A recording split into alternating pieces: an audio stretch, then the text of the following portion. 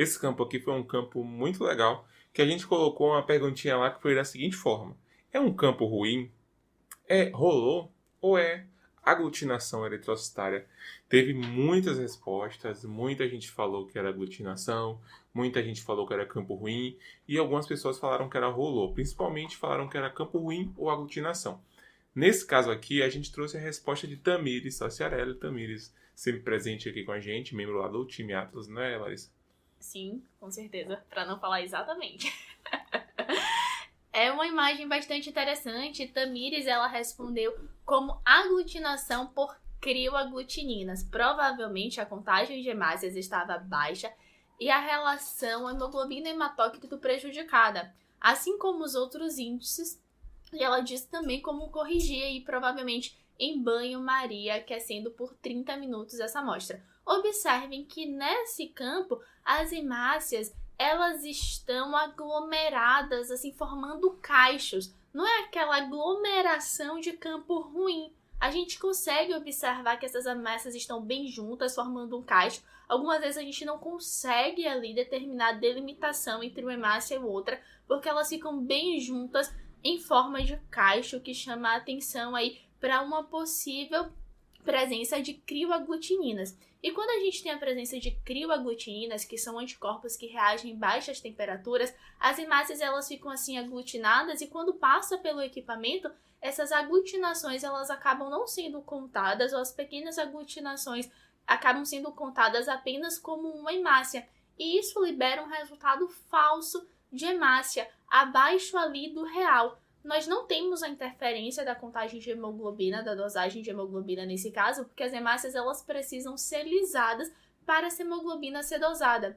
Como a gente tem aí alteração na quantidade de hemácias, a gente tem hemoglobina normal e alteração também no hematócrito, a gente vê que todas essas alterações aqui acabam sendo refletidas nos índices hematimétricos. O equipamento libera aí índices irreais totalmente desproporcionais, CHCM muito elevada, VCM muito elevado também e até o HCM. E uma das formas de corrigir aí essa alteração por conta da presença de crioaglutininas é aquecendo a amostra durante 30 minutinhos em banho-maria. Mas nem sempre isso resolve só com 30 minutos e você precisa fazer aí outras alternativas. Aqui, por exemplo, ó, só para vocês perceberem uma coisa, olha aqui no campo, a gente tem hemácias grudadas e tal, e tem algumas hemácias que não estão, tá vendo? Tá solto. Então, se fosse um campo ruim, não ia ter nenhuma hemácia assim separadinha, tá todo mundo bem grudadinho.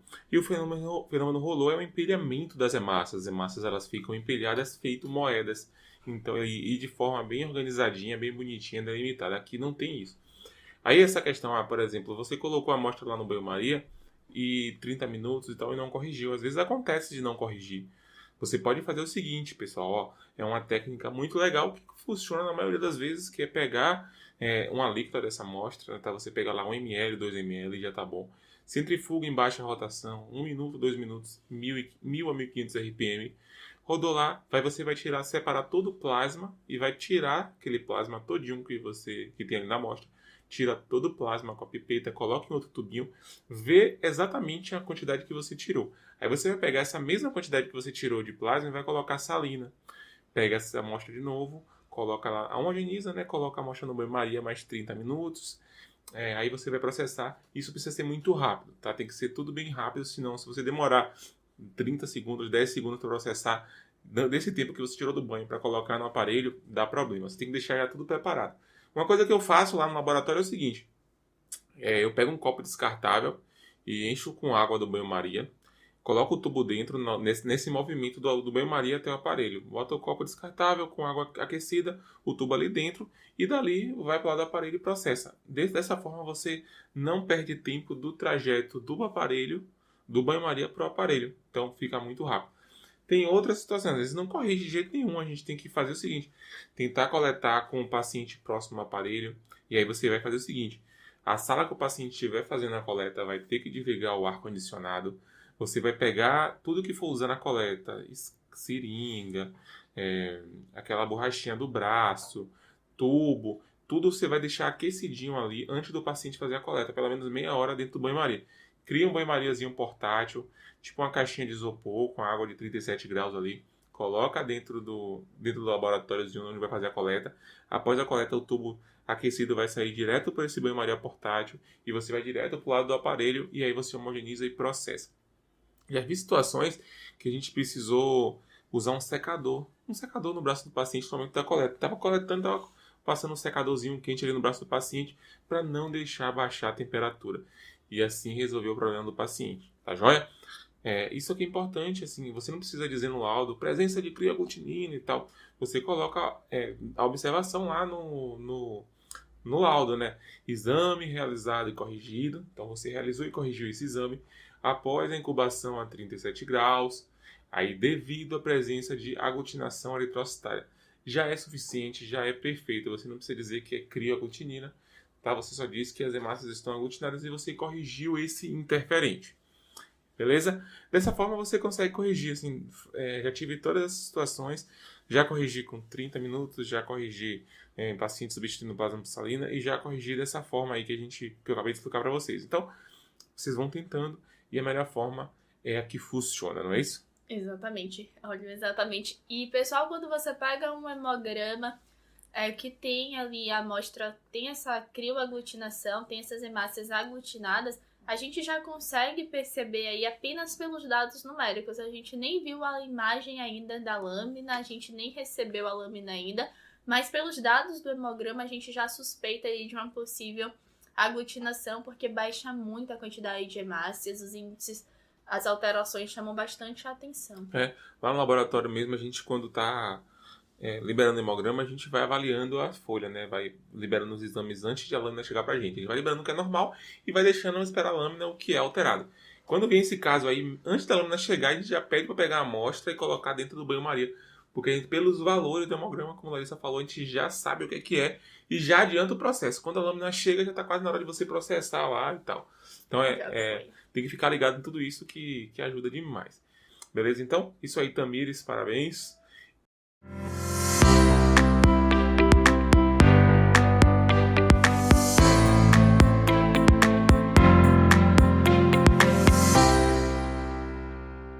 Então, pessoal, para quem não me conhece, eu sou Thiago Alcântara. E eu sou Larissa Santana. Você está no nosso quadro Resposta do Desafio, o Desafio da Semana. Peço que vocês, por favor, deixem aqui embaixo o seu comentário, diz o que vocês acharam do vídeo. Se você está no YouTube, não esquece de seguir o canal aqui, né? Segue o canal, a gente está sempre postando conteúdo aqui. Tem vídeos exclusivos para o YouTube, então ajuda demais. Dá uma curtida aqui no vídeo, tá? A mão não vai cair se você... A mão não cai. O que custa? Clica aqui em curtir, tá? Ajuda o Atlas. Compartilha pra galera, tá? É um vídeo que a gente faz com muito carinho e sempre puxando para o que acontece na rotina do laboratório para ajudar vocês, tá joia? O dia a dia. Então, continuando aqui, a gente tem nesse campo aqui 2 leucócitos bem interessantes em destaque, que a resposta veio do biomédico Rabelo, né? Do nosso queridinho Gabriel. Gabriel, e parabéns pela resposta, foi sensacional. Parabéns aí por ter pontuado todas as alterações características desses 2 leucócitos que postamos aí a segunda imagem da semana. E Gabriel respondeu da seguinte forma: blasto e linfócito reativo. E ele descreveu o blasto com alta relação núcleo-citoplasma, cromatina frouxa e uma discreta basofilia. E realmente a gente consegue observar essas características na célula. A cromatina dessa célula ficou um pouco mais escura do que a cromatina que a gente costuma observar aqui na página quando a gente fala de cromatina frouxa. Mas ainda é uma cromatina frouxa, pessoal. Observem com a célula do lado, que é um linfócito reativo, que tem uma cromatina condensada em blocos, porque tem uma região que está um pouco mais clara e tem uma intensa basofilia citoplasmática. Algumas pessoas falaram que era um plasmócito, mas essa célula ainda está intermediária, não é um plasmócito ainda, mas está caminhando aí para o plasmócito. A gente já consegue ver ali, começa a aparecer a área perinuclear, mas esse núcleo ainda vai ficar mais lateralizado, essa célula vai ficar mais oval. Mas temos aí, de fato, um blasto e um linfócito reativo. E observe a diferença de cromatina entre uma célula e outra. O blasto com essa cromatina frouxa, mais clara. O linfócito reativo com essa cromatina escura, mais condensada. Porém, com a região mais clarinha. E o citoplasma também é bastante diferente. Um tem uma basofilia mais clara, mais discreta, e o outro é uma intensa basofilia. Exatamente. E aí, esse slide aqui, o PDF já vai estar disponível para a galera do time Atlas lá dentro da plataforma. Então, o time Atlas pode baixar, tá, esse slide aqui e anotem tudo isso que a Larissa falou. Aqui é uma imagem muito, muito legal para vocês poderem perceber a diferença das duas coisas, tanto do citoplasma quanto do núcleo. Olha a diferença, coloração mais clara, coloração mais escura. Então, frouxo, denso. Basofilia azulzinho clarinho, azulzinho mais escuro, basofilia intensa e basofilia branda, discreta. Então, olhando essas imagens, fica bem fácil de você começar a perceber as características dessas células. É um blast linfócito reativo, as pessoas ficam com dúvidas. Como é que eu relato no laudo isso? O que eu coloco? Como é que eu coloco? Como é que eu coloco? Você vai colocar como você faz com as outras células, como você faz com o neutrófilo, como você faz com o basófilo, com o linfócito, com o eosinófilo. Você vai colocar no laudo, num campinho de cada uma dessas células, tá joia? Precisa ter um campo no laudo para cada tipo celular. Vamos lá, então. Aqui, nessa sequência de imagens, nesse próximo campo que a gente colocou, na verdade a gente colocou vários campos, tá? Uma postagem com vários campos, e a gente vai discutindo cada campo aqui, olhando as características das células. Então, Lab Center CDM, né? Lab Center CDM, ele diz que é uma lâmina característica de doença falciforme. Já de cara gostei dessa resposta. A primeira parte ele falou assim, ó, doença falciforme. Ele não disse ali anemia falciforme. Por quê? Porque ele ainda não tem a confirmação, ele não tem uma eletroforese. Ele viu drepanócitos, mas ele não disse que era uma anemia falciforme, porque eu posso ter drepanócitos em outras condições, por exemplo, um ASC, um AS beta-talassemia, um ASD. Mas nesse caso aqui, olhando essa lâmina, a gente começa a pensar claramente em anemia falciforme, que tem muito, muito drepanócito. Mas sim, não dá para fechar. Então a resposta dele foi muito precisa por conta disso. Mas esse paciente é um paciente já com diagnóstico, tá? De anemia falciforme. Ele é homozigoto para hemoglobina S. E aí ele disse, podemos observar poiquilocitose. Ele disse que tem POIC. E ele não parou por aí, ele disse quais são as formas. E é exatamente isso que precisa ser feito. Você vai dizer que tem POIC. E poiquilocitose eu estou introduzindo para alguma coisa. Então quando eu escrevo POIC, eu abro POIC, 2 pontinhos, estou introduzindo alguma coisa. Eu estou dizendo que tem formas anormais. E aí eu vou dizer quais são essas formas anormais. Aí ele disse, a gente tem a presença de drepanócitos, hemácias em alvo. Nós vimos também policromasia, corpúsculo de Hall-Joly. Nessa imagem aqui não tem, mas vocês vão ver nas próximas, tá?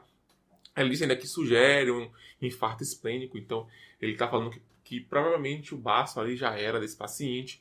Isso acontece em pacientes com anemia falciforme, mas a gente não tem como ter certeza, porque eu posso ter corpúsculo de Hall-Joly sem ter um infarto ainda do baço nesse caso, mas é uma hipótese. Presença de eritroblasto, macroplaquetas e além dos segmentados. Então, vamos começar a analisar aqui primeiramente esse campo, né, Larissa? Sim, vamos sim. Temos aí um eritroblasto bem característico. Esse eritroblasto é ortocromático. Esse núcleo já está sendo expulso aí, tá, sabe? Quase indo para dar origem aí à próxima célula da sequência maturativa, que é o reticulócito. Nós temos um eritroblasto ortocromático por essas características que eu falei com vocês, e observe que o citoplasma está bem semelhante ao das hemácias à sua volta. Não tem aquele puxando mais para o azul que a gente vê no citoplasma de um eritroblasto policromático. Além disso, nós temos as alterações de forma, temos as hemácias em alvo, também chamadas de codócitos, que é essa hemácia que tem um conteúdo aí central de hemoglobina. E de fato parece um alvo daquele tiro-alvo. É bem característico, e a hemácia em alvo ela aparece em várias condições. É uma das morfologias que mais aparecem aí quando a gente fala de alterações de formas da hemácia. Além disso, nós temos os drepanócitos, né, extremamente característicos, que é essa hemácia com a coloração mais intensa, com a ponta mais fininha. Nós temos aí células bem características da hemácia em foice com as pontas pontiagudas. Nós temos também uma policromasia, que nada mais é do que um reticulócito que foi corado com a coloração hematológica normal. Um reticulócito aí que tem uma grande quantidade de RNA a ponto de a gente perceber essa policromasia com a coloração hematológica normal. Observem que essa hemácia está um pouco mais azulada do que as demais. E vamos observar os próximos campos. Aqui nesse campo também a gente consegue observar exatamente tudo isso que Larissa falou. Tem aqui também a presença de, ó, essa hemácia redondinha, Sim. com uma intensa coloração também mais escura. Nós temos também esferócitos aí, tá? Então a gente continua vendo os drepanócitos, hemácia em alvo, policromazia, o neutrófilo ali presente, o neutrófilo segmentado, né, com grânulos finos, rosados, mas um ambiente celular muito bonito. Aqui a gente consegue perceber também a presença do corpúsculo de Raul-Joly. Olha só essa inclusãozinha aqui, azulzinha bem bonita aqui presente. E você percebe que é praticamente da mesma cor desse núcleo aqui do eritroblasto. Então já ajuda também a perceber a diferença. Muitos drepanócitos, olha aqui o drepanócito praticamente virado, olha só. Sim. Bem legal. Um drepanócito por cima do outro aqui também. Aqui você consegue ver muito melhor, olha só, os eritroblastos também são ortos, tá? Mas aqui, esses aqui vão ficar como uma hemácia policromática depois que perder o núcleo. A policromasia é bem bonita, macroplaqueta aqui, o neutrófilo segmentado aqui. Nessa imagem aqui a gente separou tudo que tinha de alteração, não, de importante ali nessas imagens. Então a gente tem aqui o corpúsculo de Raul-Joly, a hemácia em alvo. A gente tem também, eu disse aqui, vou destaque para a macroplaqueta, uma macroplaqueta aqui, o segmentado, o eritroblasto. Isso aqui, pessoal, não é esquizócito, é uma hemácia, como um drepanócito, como se estivesse pegando a folha assim, ó, e dobrado. Deixa eu pegar aqui para você ver. É como se você pegasse isso aqui, assim, ó, a hemácia tivesse feito isso aqui, ó, dobrado, tá vendo? Se ela tivesse dobrado, a gente está vendo ela assim, dobrada. Não é uma hemácia rompida, não é uma hemácia mordida, é só uma hemácia que está dobrada. Como a gente consegue perceber aqui, ó, nesse campo aqui, por exemplo, ó, nesse aqui, ó, tá vendo aqui? Esse aqui dobrou, mas não ficou uma parte por cima da outra, só dobrou e ficou pro lado. Mas esse aqui dobrou por cima de si. Então a gente tem aqui essa hemácia, que ela tá assim, ó, dobradinha. Drepanócito, hemácia em alvo e esferócito, um campo bem característico de um paciente com anemia falciforme, com anemia hemolítica, que a gente tem a medula óssea bombando na produção de mais hemácias, por isso a gente encontra ali a presença de policromasia e de eritroblastos. Sim.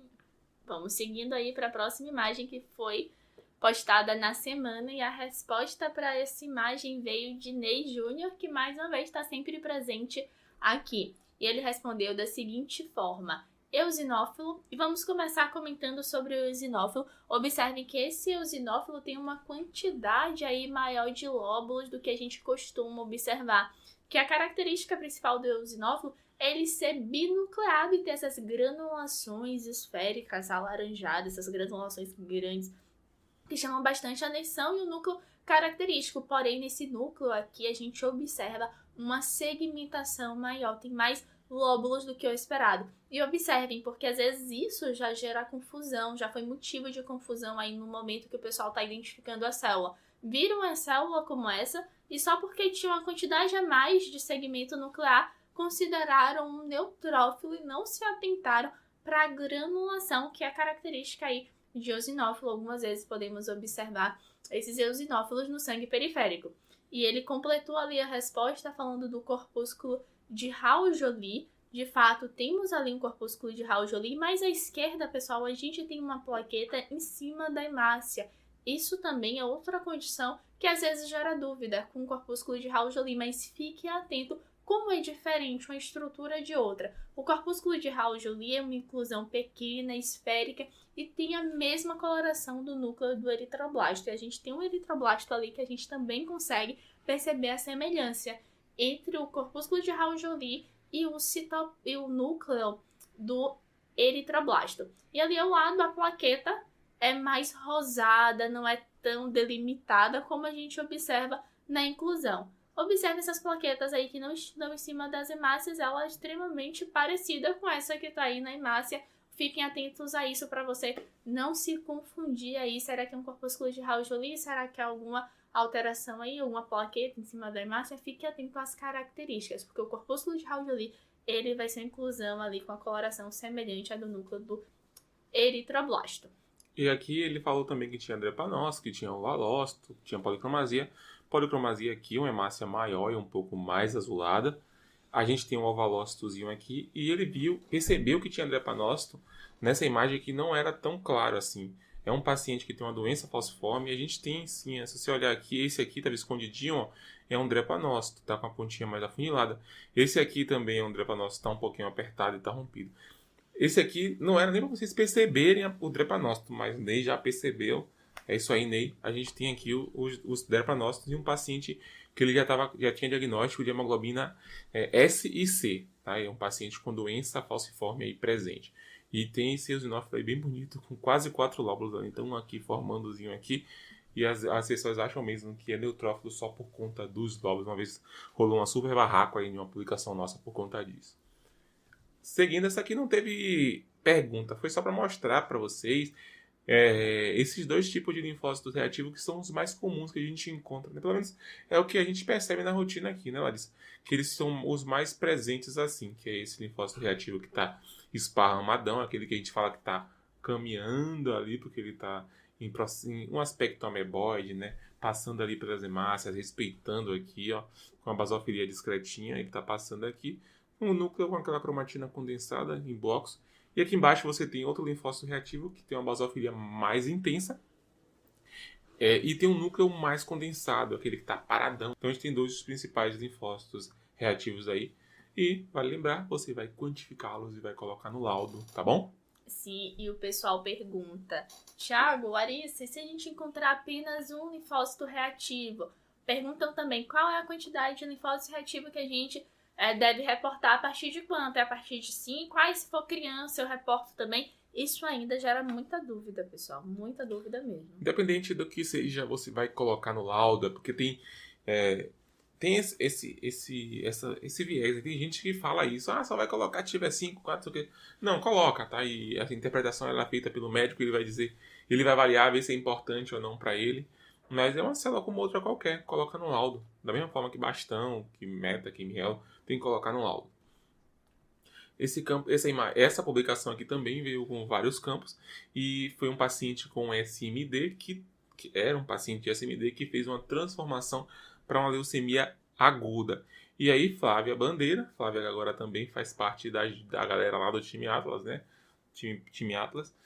E ela disse que tinha blastos e neutrófilo bilobulado e com hipogranulação. Ela disse que é um pseudopelga. Por que ela disse que é um pseudopelga? Porque a gente não tem um paciente com anomalia de pelga. A gente tem um paciente que está com a síndrome da dysplásica que está simulando o pelga ali. Um falso pelga, pseudo de falso.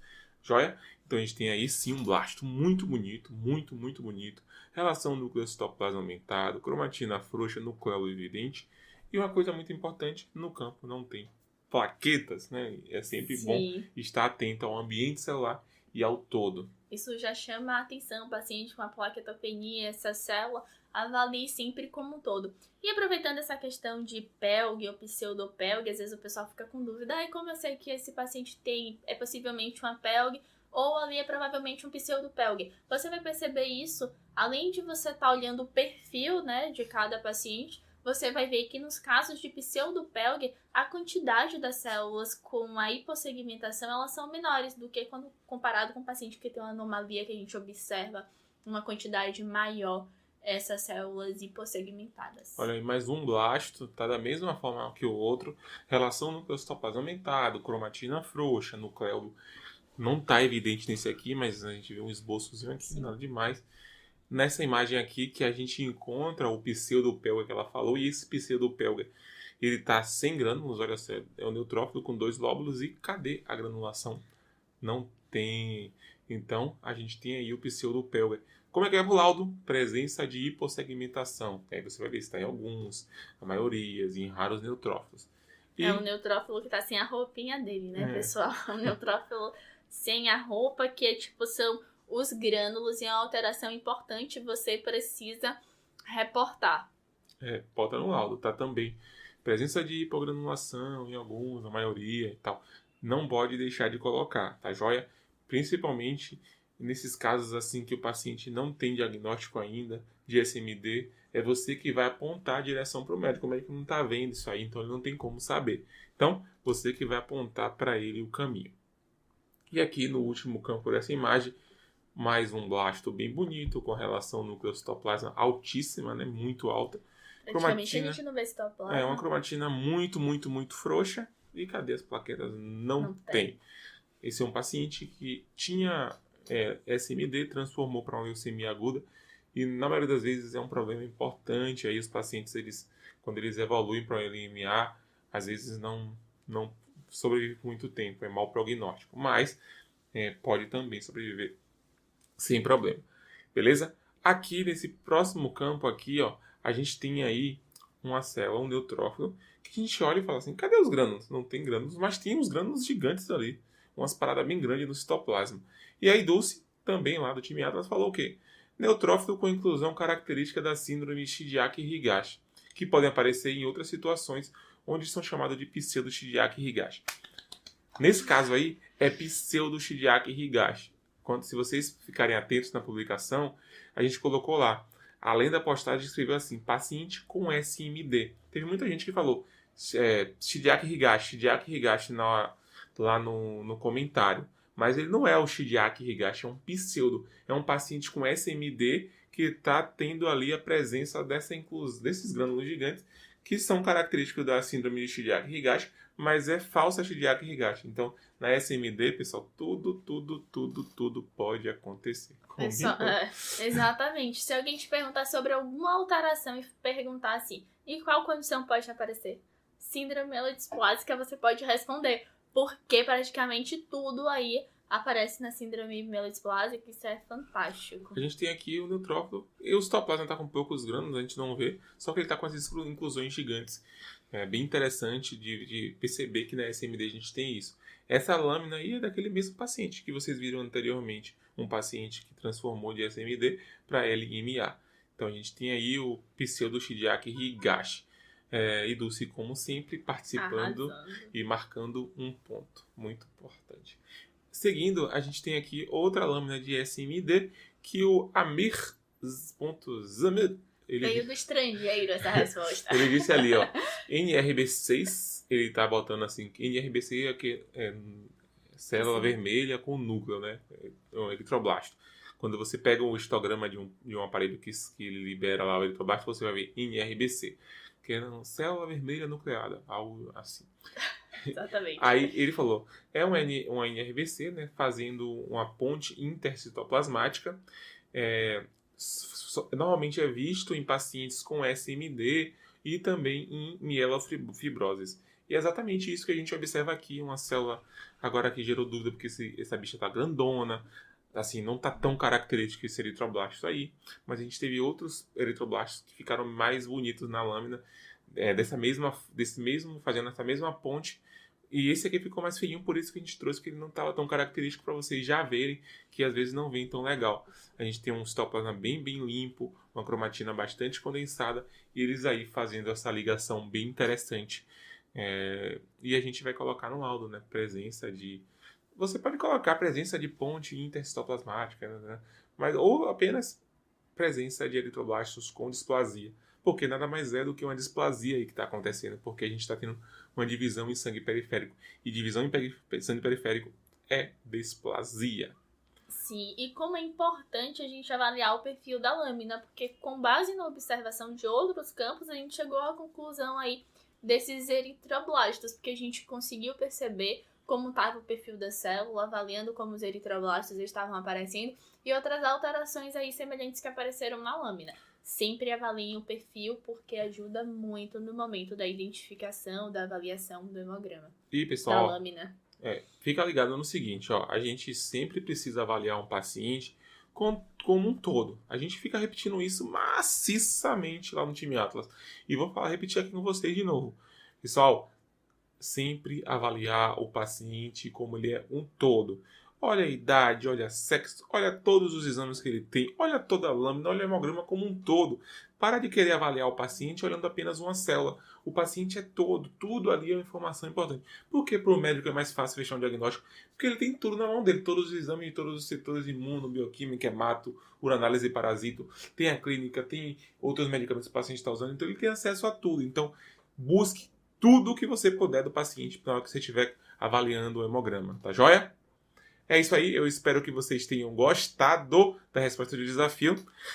Se você gostou, deixa aqui embaixo o seu comentário. Não esquece de curtir o vídeo e compartilhar com todo mundo. E, mais uma vez, aí, obrigada pela presença aqui acompanhando a gente nas respostas do desafio. E a gente encontra vocês na próxima semana. Continuem aí comentando nas células que vão aparecer. Esperamos vocês. Beijos. Tchau! Até lá.